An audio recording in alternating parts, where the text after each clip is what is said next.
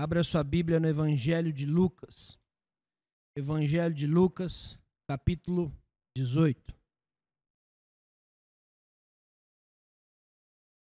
Evangelho de Lucas, capítulo 18. Irmãos, a intenção de trazer essa mensagem hoje é a preocupação que estamos tendo ou que nós estamos vivendo e passando, e a preocupação que isso tem nos gerado. São muitas dúvidas que pairam os nossos corações, são dificuldades que nós estamos tendo, são dúvidas com relação ao futuro, são tensões para tomarmos decisões, são brigas políticas, brigas eclesiásticas, brigas entre familiares por causa de opiniões e opiniões diferentes. E isso é muito negativo. Mas se nós podemos ver uma coisa boa em todas as coisas, é que para onde olhamos, não vemos saída. Não sabemos, na verdade, se estão tomando as melhores decisões, as igrejas que estão voltando, as igrejas que continuam online. Não é nossa intenção aqui julgar se isso é mais prudente ou não. O fato é que nós oramos e tomamos a decisão, pelo menos essa semana, continuarmos online. E glória a Deus pela nossa transmissão, pelas pessoas que ajudam, porque nós podemos cultuar ao nosso Deus. Mas diante de todos esses fatos, a parte boa é que isso nos leva para um caminho. Porque quando nós não vemos mais solução, nós não vemos mais alternativas, nós não vemos mais caminhos, nós não vemos mais a luz no fim do túnel, nós lembramos que existe sim essa luz no fim do túnel. E essa luz se dá através da oração. Irmãos, nós deveríamos ser pessoas que constantemente oram. Mas o fato é que muitas vezes não somos essas pessoas. Muitas vezes não somos esses líderes. Mas Deus permite muitas circunstâncias para que nós possamos nos voltar a Ele. Deus permite muitas circunstâncias em nossas vidas para que nós sejamos moldados à imagem e semelhança do nosso Senhor Jesus Cristo. E uma dentre várias coisas que essa pandemia quer mostrar é que nós somos totalmente, eu disse totalmente dependentes do nosso Deus. E isso é maravilhoso. Porque quando nós temos essa consciência, nós nos voltamos à oração. Quando nós temos essa consciência, nós sabemos que é Deus que ainda mantém o nosso sustento. Quando nós temos essa consciência, nós nos alegramos. Porque a gente começa a pensar como Deus ainda nos dá a oportunidade de ajudar outras pessoas. Só pode ser o nosso Deus e só é o nosso Deus. Por isso que nós temos que orar. E essa parábola, ela fala de oração. Lucas 18, de 1 a 8, diz, no negrito da revista atualizada, a Bíblia que nós usamos, a parábola do juiz iníquo. Não é, para falar a verdade, o melhor tema que foi colocado aqui. Sempre gosto de observar isso para os irmãos. E isso daqui são sugestões de temas. Mas se essa sugestão de tema está sugerindo o todo, o pico dessa parábola, essa sugestão deveria ser sobre a viúva ou sobre oração. Porque é justamente disso que o Senhor Jesus está falando. E ele resume essa parábola do que ele vai falar, a intenção dele em falar logo no primeiro versículo. Acompanhe aí. Vai ser projetado na tela também, mas abra a sua Bíblia, é importante que você abra a sua Bíblia. Porque fala assim: disse-lhes Jesus uma parábola sobre o dever de orar sempre e nunca esmorecer. Aqui está o resumo da parábola. Versículo 2, continuando, até o 8 agora. Havia em certa cidade um juiz que não temia Deus, nem respeitava homem algum. Havia também naquela mesma cidade uma viúva que vinha ter com ele dizendo: julga a minha causa contra o meu adversário. Ele por algum tempo não a quis atender, mas depois disse consigo: bem que eu não temo a Deus, nem respeito a homem algum. Todavia, como esta viúva me importuna, julgarei a sua causa, para não suceder que por fim venha a molestar-me. Então disse o Senhor: considerai no que diz este juiz iníquo. Não fará Deus justiça aos seus escolhidos, que a ele clamam dia e noite, embora pareça demorado em defendê-los? Digo-vos que depressa lhes fará justiça. Contudo, quando vier o Filho do Homem, achará porventura fé na terra?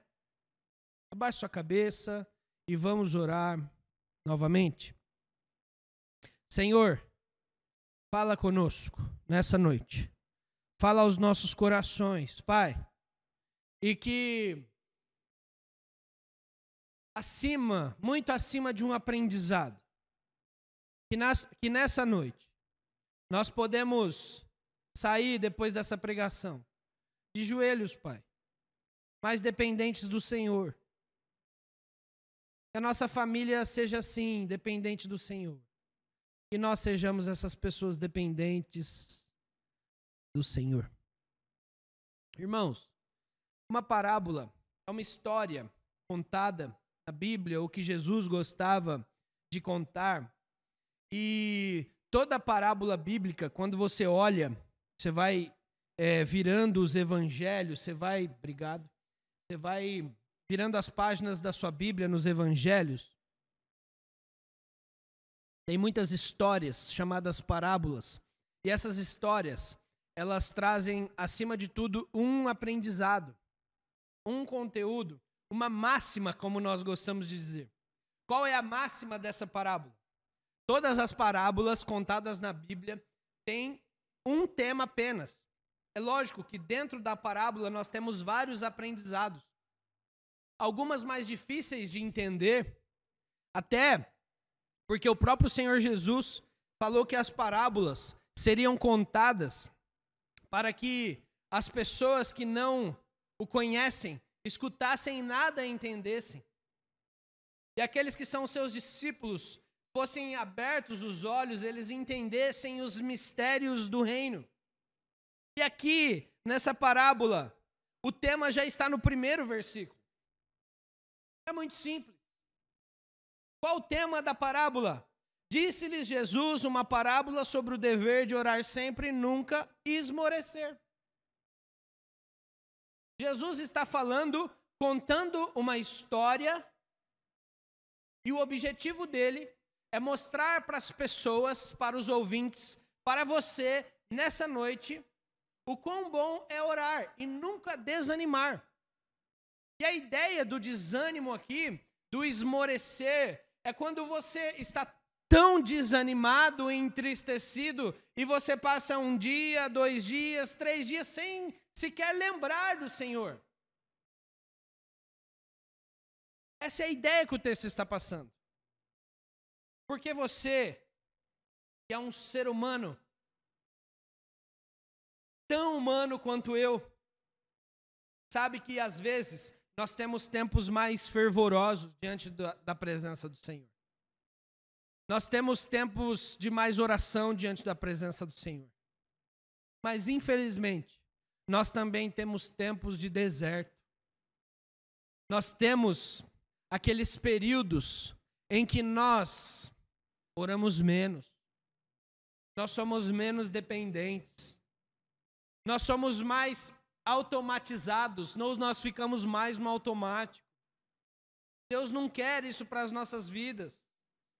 Porque quando nós estamos mais no automático, quando nós estamos passando por momentos de deserto, é um passo para a gente esmorecer e desanimar de vez. E você tem que avaliar a sua vida. Você, nessa noite, vai avaliar a sua vida. Porque, irmãos, com qualquer pessoa, ou quase todas as pessoas que nós conversamos hoje, as pessoas falam, eu confio em Deus. Eu confio em Deus. Você ora, falo com Deus. Por isso que você tem que avaliar a sua vida. Se Deus tem te encontrado no seu quarto, sentado na cama, de joelhos, mas falando com Ele, tirando o seu período com Ele.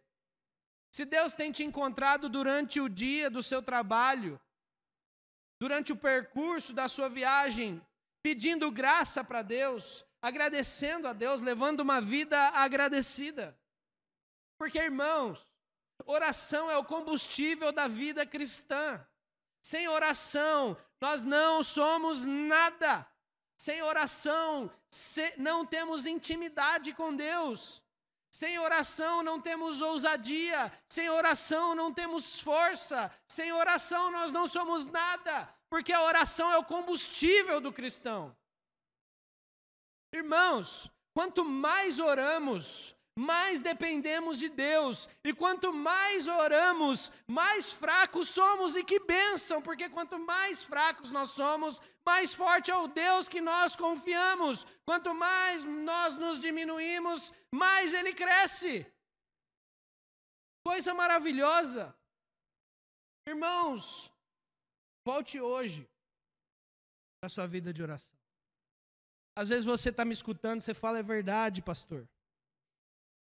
Nossa, há tantos anos atrás, há meses atrás, eu lembro daquele período, eu lembro depois daquele acampamento, eu lembro depois daquele congresso, eu lembro depois daquela música, eu lembro depois daquele livro que eu li, eu tive um período de oração. Volte hoje mesmo, é o Senhor que te chama, o dono que te chama para voltar à vida de oração, meu filho. Como diz aquela bela canção, o melhor lugar do mundo em que podemos estar é aos pés do nosso Salvador. Aos pés do Salvador. E é interessante que aquele que nos mandou orar, ele tinha, primeiro, toda a autoridade, porque o Senhor Jesus fala que toda a autoridade me foi dada nos céus e na terra. Ele é o próprio Deus encarnado. Mas o Senhor Jesus, através das suas atitudes, Ele mostrou o quanto Ele, no ministério dele terreno, dependia do Pai também. E o Evangelho de Lucas, esse que se encontra na nossa parábola, mostra muitas vezes em que o Senhor Jesus foi visto, ou estava em oração, ou estava em locais distantes para orar. Jesus ora quando ele é batizado. Ele orava em lugares desertos. E um detalhe, isso não é uma regra normativa. A ideia que o texto passa é que ele orava em lugares solitários. Lugares que ele tinha paz. E um lugar de paz para você pode ser o seu quarto. Pode ser uma praça. Pode ser um campo. Pode ser qualquer lugar. Mas um lugar que você tenha paz, que você se concentre, que você não tenha nada te atrapalhando. Ele orou à noite no monte, quando estava diante de um assunto importante, das escolhas dos 12 discípulos. Ele orava em locais separados. Ele orou e perguntou a seus discípulos sobre sua identidade. Ele orou no Monte da Transfiguração. Após ele orar, ele ensina a oração dominical. Ele orou por pessoas, orou por Pedro, orou no Getsêmani, orou na cruz. O Senhor Jesus Cristo era um homem de oração. E como muito bem disse um pastor lá de Manaus, se o Senhor precisa orar, meu amigo, imagine você. Imagine a gente. O Senhor Jesus Cristo era dependente do poder do Pai, dependente do Pai. O Senhor Jesus Cristo é o nosso maior exemplo de oração. Irmãos, nós temos muitos livros, muitas biografias de grandes heróis, chamados heróis da fé, e maravilhosas essas biografias, nos inspiram. E uma característica que todos têm era a vida dependente do Senhor. Mas nós temos o próprio Deus encarnado para nos mostrar. Nós temos o verdadeiro herói, nós temos o verdadeiro Messias, nós temos o verdadeiro super-herói para os nossos filhos. Não é Davi, não é Sansão, não é o George Miller, não é o Jonathan Edwards, é o próprio Senhor Jesus encarnado, perfeito e santo, dependente do Pai. Todas essas pessoas foram importantes, homens e mulheres santos, dependentes de Deus. A história fala de muitas, milhares de mulheres, que através de seus ministérios de intercessão, Deus usou a vida de outras pessoas e até a vida delas. Mas acima dessas mulheres que erram, acima desses homens que erram, tem o nosso Senhor Jesus, que nunca pecou, e mesmo assim ele dependia de oração. Ele mostrou, ele deu exemplo para nós. Jesus conta essa parábola como um dever. Contou-lhes Jesus uma parábola sobre o dever. Quando a gente fala sobre dever na nossa geração, principalmente, já sobe um alerta, não é verdade? Ninguém manda em mim, quem é você? Não dever, tem que falar sugestão, tem que falar uma coisinha mais bonita, né? Mas, irmãos, não se esqueçam. Nós somos criatura. Ele é o Criador, nunca se esqueça disso. Nunca se esqueça disso. Sabe por quê? Vou fazer uma aplicação bem breve aqui, e não tem muito a ver com o texto, mas sobre isso, criatura e criador. Um dos grandes problemas do meio evangélico hoje é os evangélicos acharem que o mundo gira em torno deles. Tudo é para eles, tudo é sobre eles. Deus basicamente vive para abençoar ou não abençoar eles. Esse é o grande problema.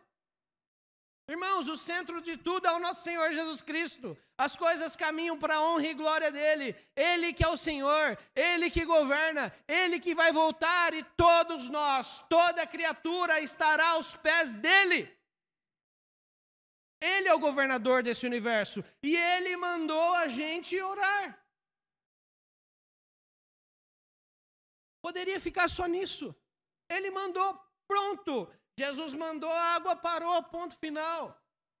Mas, irmãos, Jesus nos dá esses mandamentos por amor a mim, por amor à sua vida, por amor a você.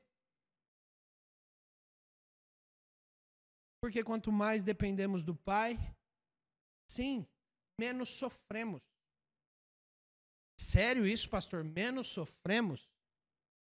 Você está falando então que a gente não vai passar por sofrimento? Não, não estou falando isso. A diferença é como vamos passar pelo sofrimento. A chuva vem para todos, o sol vem para todos, os problemas vêm para todos, a doença vem para todos. Mas como que a gente passa? Vale da sombra da morte. Com Jesus é bem mais seguro, não é verdade? O dever de orar sempre. Simples falar com Deus. O que é fazer oração, pastor? Só fale com Deus. Da sua forma. Do seu jeito. Às vezes nós queremos enfeitar para falar com Deus, mas Deus nos conhece, gente. Deus conhece a nossa forma de falar. Foi Ele que nos criou, lembra disso? Ele te conhece. Não precisa de rodeios, não precisa florear, não precisa tentar agradar, é só falar. Deus é o nosso Pai, sempre está disposto a atender a nossa oração, a atender a nossa oração. E sabe como nós tratamos as pessoas?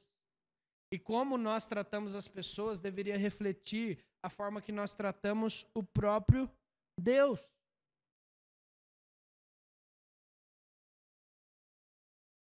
autenticidade diante do Pai. Autenticidade diante do Pai. Irmão, volte a sua vida de oração hoje. Por amor à sua vida.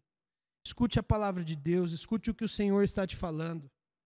Tire o seu tempo de oração hoje. Se ajoelhe perante o Senhor hoje. Volte a sua vida hoje. Jesus, ele poderia ter parado o texto aí. Disse-lhes Jesus uma parábola, ou ele não precisaria ter dito a parábola, ele só falado, eu estou mandando vocês orar. Eu estou mandando vocês orar. Mas ele conta uma história.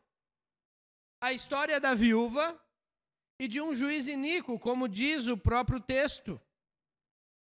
E é muito importante nós entendermos esses personagens aqui, para entendermos a força do que Jesus está falando sobre oração. Jesus, ele está dando quase que uma colher de chá para nós. Ele está falando, é para vocês orarem.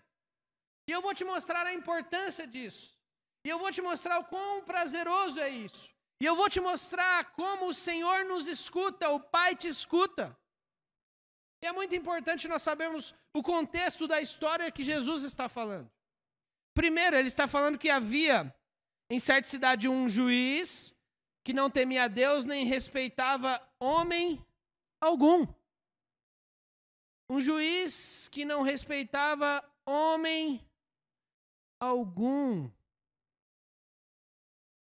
É importante você saber, naquela época, assim como no nosso país, existiam juízes superiores, seria como se fossem em Brasília, e os juízes nas capitais e os juízes nas cidades pequenas.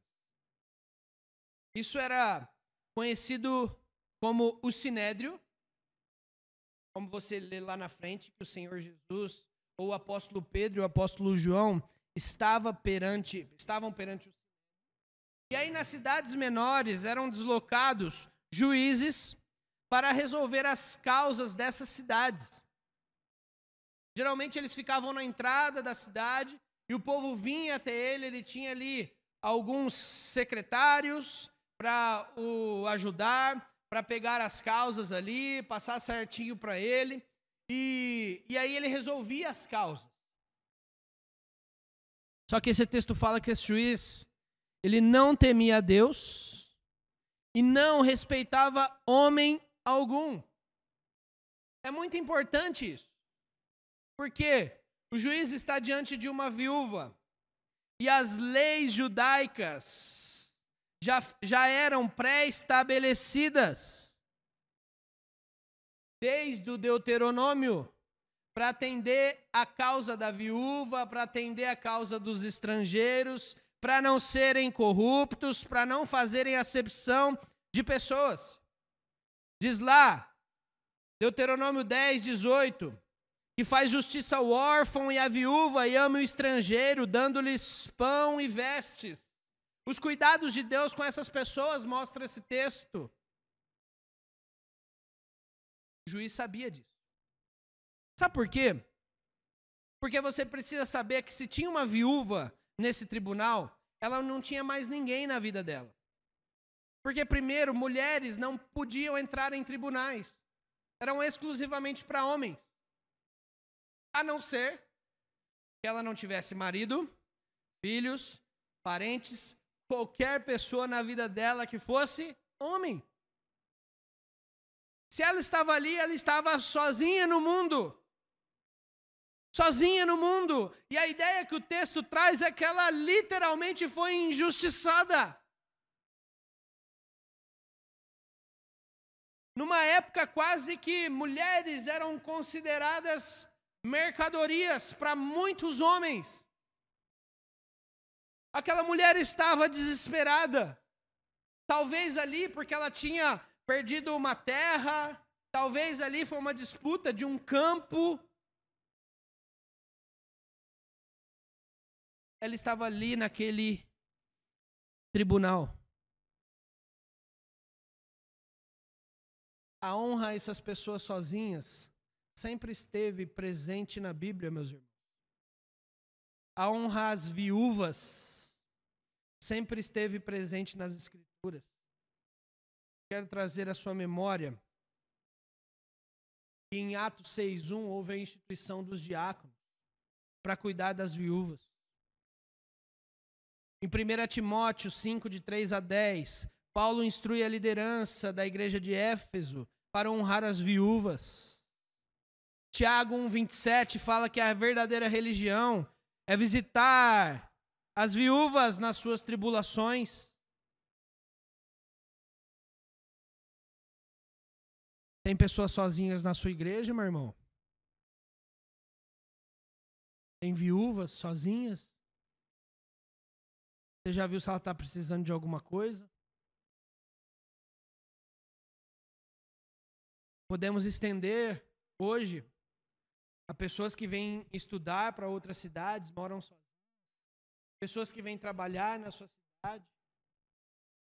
E a igreja é um meio para elas serem incluídas na sociedade, um meio de ajuda para essas pessoas também. Aquela viúva precisava de ajuda. Ela estava realmente necessitada. E ali, imagina a cena, não de um fórum, de um tribunal de hoje em dia. Mas imagina quase que uma tenda onde tem um juiz, no fundo ali seus secretários, e muitas pessoas. Meus irmãos, não tinha computador, não tinha fila, não tinha fichinha de fila, não tinha nada. Inúmeras pessoas pedindo para resolver as suas causas. Ali, aquele quase que um comércio ali, já havia suborno na época. Ali aqueles ajudantes dos juízes, um recebia um suborno para tentar passar a causa na frente, outro tinha influência porque era parente de alguém, outro fazia alguma coisa, mas aquela viúva não tinha ninguém. Ela não tinha dinheiro, ela não tinha influência. O que ela tinha era a sua voz para ficar gritando: resolva a minha causa, resolva a minha causa, resolva a minha causa, pelo amor de Deus, resolva a minha causa.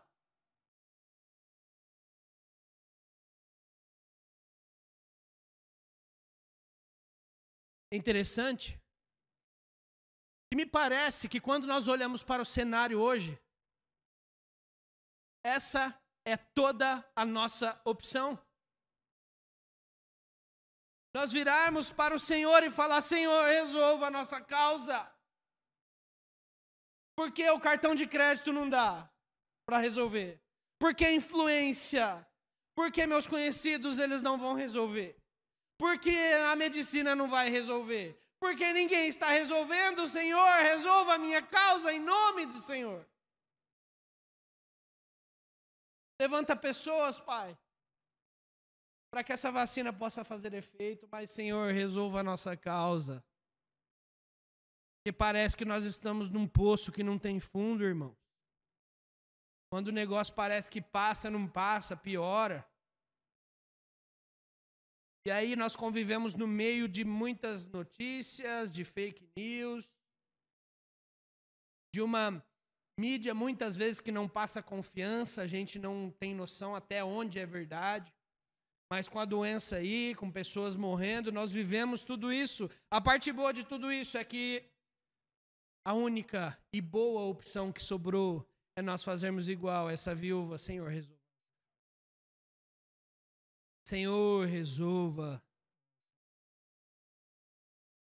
É interessante que quando o Senhor Jesus fala dessa viúva, Ele está comparando a igreja necessitada, a igreja que depende de alguém, que depende de um juiz. É exatamente essa ideia quando a Bíblia fala que nós devemos sermos iguais crianças. Porque uma criança ela é totalmente dependente de alguém. Ela não consegue fazer nada sozinha. É exatamente isso que a Bíblia fala de nós quando nos compara a ovelhas. A ovelha é totalmente dependente do pastor. A ovelha não consegue se cuidar sozinha. A ovelha se perde facilmente. Mas, irmãos, tem um contraste aqui com esse juiz. Ou esse juiz faz um contraste com o próprio Deus, né? Totalmente diferente do próprio Deus. Mas a ideia que o texto dá é de alguém que resolve, que pode resolver. Porque essa viúva, ela foi a um juiz que era preciso subornar, que foi preciso gritar, que foi preciso espernear, até que ele resolvesse a sua causa.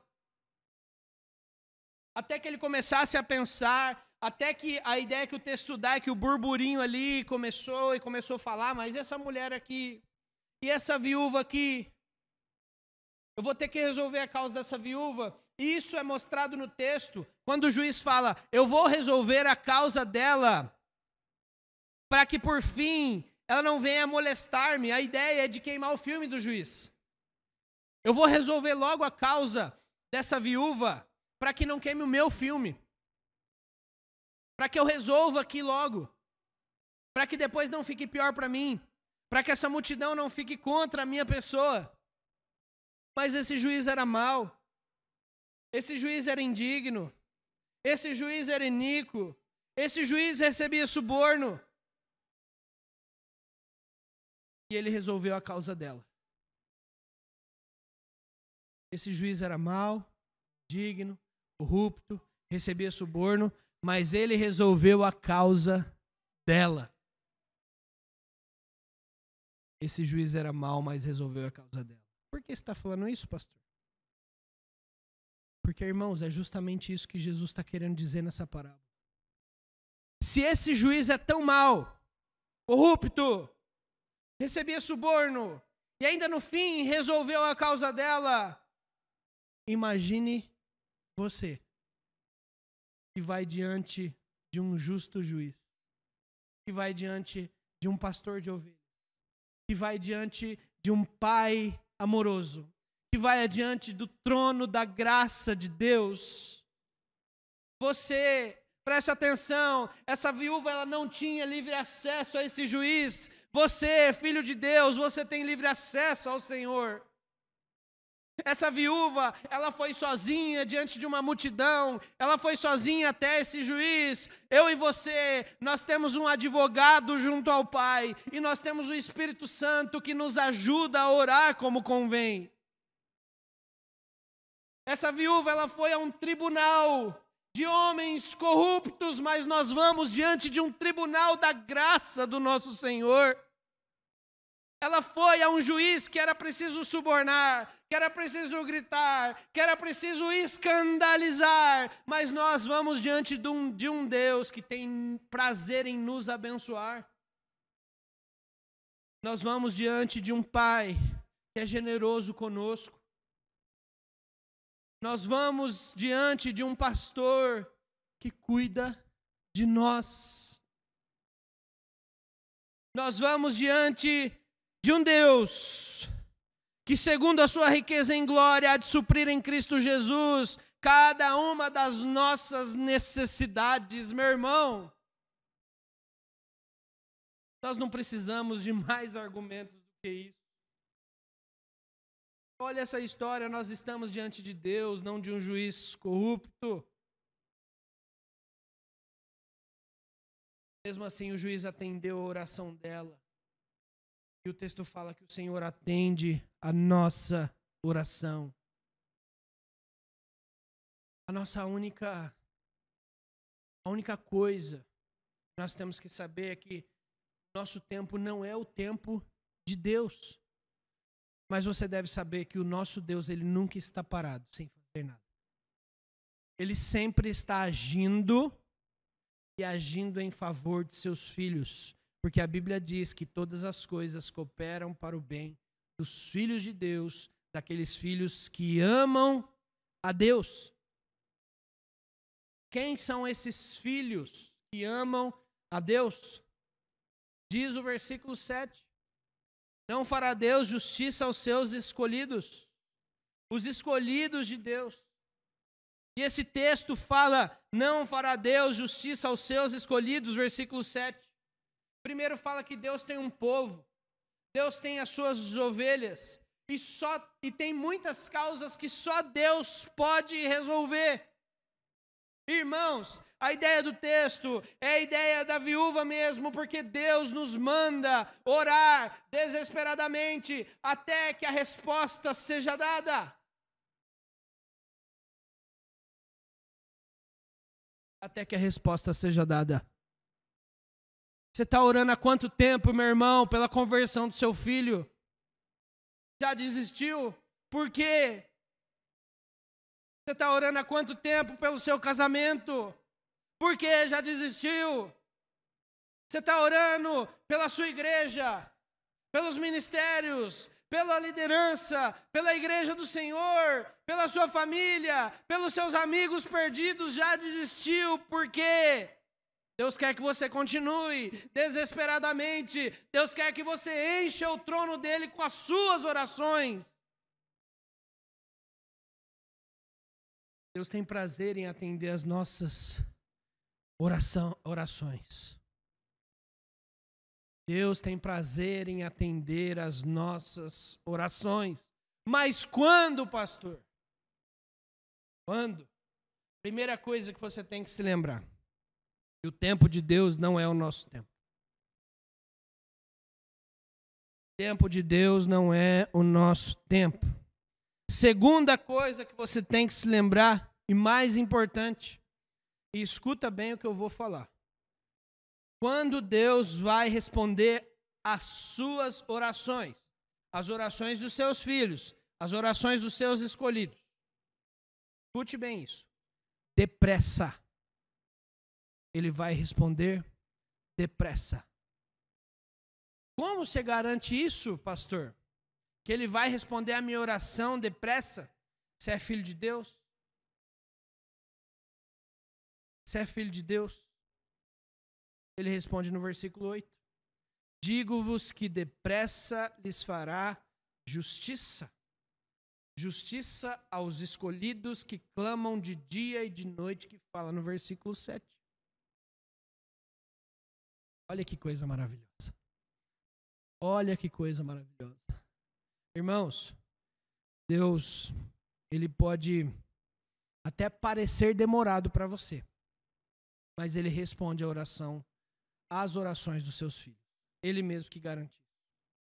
Às vezes a oração é uma porta fechada, mas muitas vezes a oração são portas abertas. Porque esses filhos maravilhosos do Senhor, eles querem ser usados para a honra e glória do Senhor. Glória a Deus. Que você seja uma pessoa encontrada por Deus orando. Porque o final do versículo 8 fala: contudo, quando vier o Filho do Homem, achará, porventura, fé na terra? Às vezes de cara você acha assim: a fé está se esfriando, né? Não vai ter fé na terra.